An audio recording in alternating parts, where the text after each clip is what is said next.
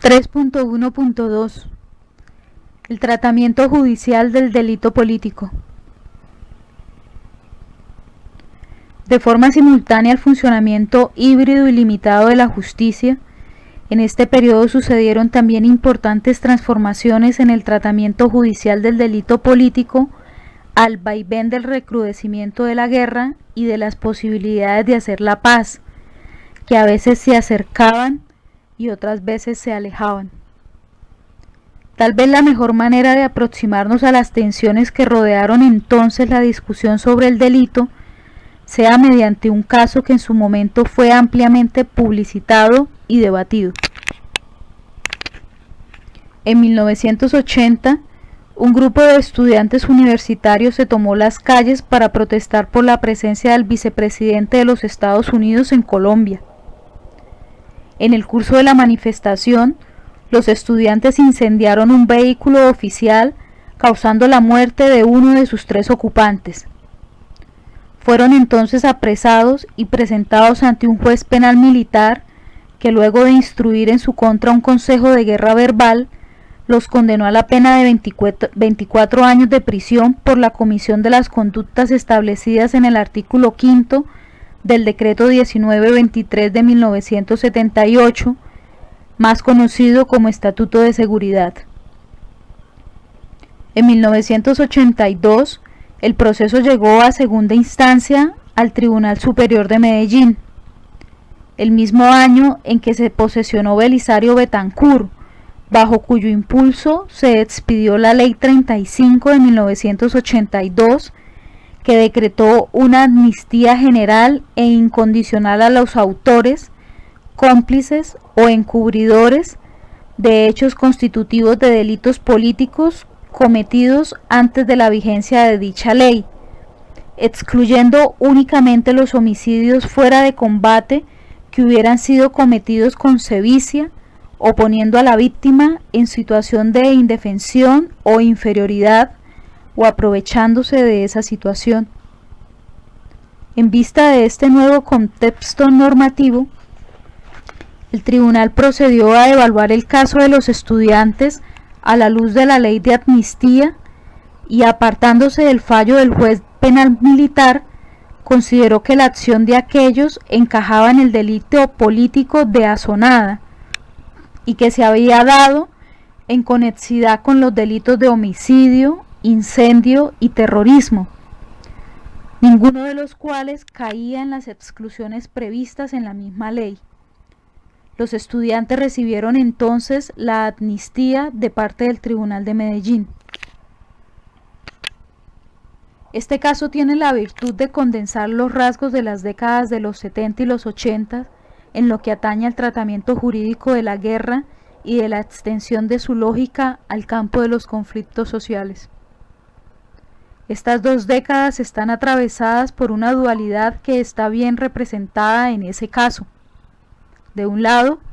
la extensión de la guerra al campo jurídico a través del uso de un derecho penal del enemigo que se utiliza para criminalizar no solo a los alzados en armas, sino a ciertos actores sociales. Y por otro lado, la búsqueda de salidas negociadas al conflicto a partir del tratamiento especial a los delincuentes políticos. El Estatuto de Seguridad del gobierno de Turbay Ayala, expedido en plena vigencia del estado de sitio, constituye la mejor muestra del primer rasgo. El estatuto no solo endureció la pena para el delito de rebelión,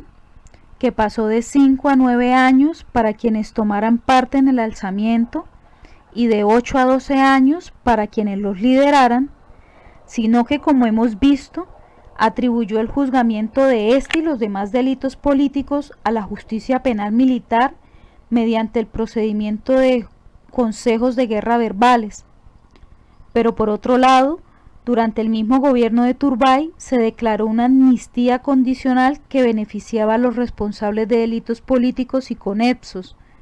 con lo cual conservaba su vigencia el enfoque político en el tratamiento de la guerra, asociado al tratamiento privilegiado de los delincuentes políticos. Se trata de un enfoque que tendió a profundizarse a partir del primer año del gobierno de Betancourt con el levantamiento del estado de sitio, la creación de una comisión de paz y la expedición de una amplia ley de amnistía, hechos que finalmente crearon las condiciones para la firma de acuerdos de paz con buena parte de los grupos armados en el año 1984. Durante una década, integrantes de las guerrillas, así como activistas políticos y sociales, comparecieron ante los jueces militares para ser juzgados por el delito de rebelión, aunque no faltó la ocasión en que quienes se reconocían a sí mismos como militantes de los grupos guerrilleros no fueran juzgados como delincuentes políticos, sino como delincuentes comunes por la comisión de conductas como el porte de armas de uso privativo de las Fuerzas Armadas. Por aquella época resultaba posible que los agentes de policía judicial adscritos a las brigadas del Ejército Nacional practicaran allanamientos en la resistencia de supuestos integrantes de la guerrilla en virtud de los mandatos proferidos por los jueces militares que tenían a cargo su juzgamiento. Esta situación fue en un principio avalada por la Corte Suprema de Justicia al no advertir reparo de constitucionalidad frente al Estatuto de Seguridad en su sentencia del 30 de octubre de 1978 y al darle el visto bueno a algunas de las decisiones adoptadas por los jueces militares en virtud de las facultades reconocidas por el Estatuto. Pero tras casi 9 años de juzgamiento de civiles por parte de militares, la Corte varió su jurisprudencia inicial y resolvió declarar la inconstitucionalidad de este mecanismo, con lo cual los procesos penales por rebelión volvieron a la jurisdicción ordinaria. La Corte jugó pues el doble papel de darle vía libre en un primer momento a un mecanismo de excepción inscrito en la lógica de un derecho penal del enemigo, así como el de cerrársela unos años después. Pero al tiempo que la Corte fue connivente en cierto momento con el uso de un instrumento de excepción que en buena medida convertía al derecho penal en un brazo legal de la guerra, también facilitó la aplicación de los mecanismos jurídicos orientados a incentivar la desmovilización de miembros de las guerrillas y a propiciar la búsqueda de salidas negociadas al conflicto. Durante la década de los 80 se expidieron 4 estatutos de amnistía e indultos para delitos políticos y sus conexos, 2 bajo el gobierno de Turbay y 2 bajo el gobierno de Belisario Betancourt. No se trataba de amnistías generales, pues en cada estatuto se excluían delitos que bajo ninguna circunstancia podían ser considerados como delitos políticos o delitos conexos a esos delitos políticos. La amnistía más amplia fue la primera dictada en el gobierno de Betancourt, pues solo excluía los homicidios fuera de combate cometidos con sevicia, que ponían a la víctima en situación de indefensión o inferioridad o que se aprovechaban de esa situación, pero las demás excluían delitos como el secuestro y la extorsión. La aplicación de las amnistías recaía enteramente en los jueces, pues era a estos a quienes correspondía resolver las solicitudes elevadas por los posibles beneficiarios. Su papel era entonces clave y más aún en aquellos casos en que su poder de definición era amplio, tal como sucedió por ejemplo con la primera amnistía del gobierno de Turbay, que excluía los delitos que constituyeran, comillas, actos de ferocidad y barbarie, fin de las comillas, una categoría que carecía de una definición legal y cuyo contenido y alcance dependía de lo que los jueces determinaran. En la precisión de este concepto por parte de la Corte Suprema es quizás donde mejor se revela la tradición de tratamiento jurídico de los miembros de las guerrillas a partir del derecho de los conflictos armados. Según la definición recurrente de la Corte, estos actos eran entendidos como comillas, los que reprueba el derecho internacional humanitario o derecho de gentes,